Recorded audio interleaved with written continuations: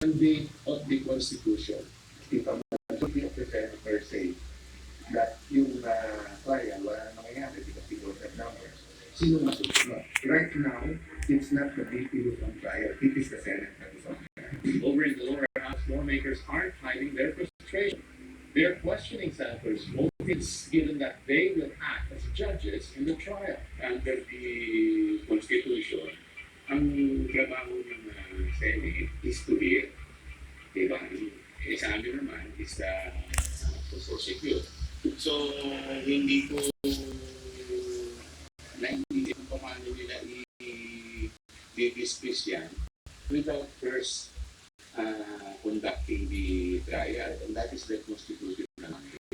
Well, for me, that is unconstitutional. They have to explain it to people. With respect sa ating Senate President, no? So, ang tanong ko, sino ba yung protection mo sa ganyan sinasabi mo?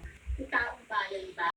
No way, bro. O si Sara Duterte, may kasalanan, dapat pinapanagot. Good luck, Sylvie.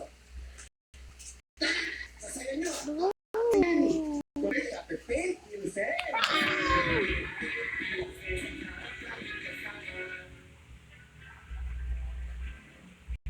So, Maya,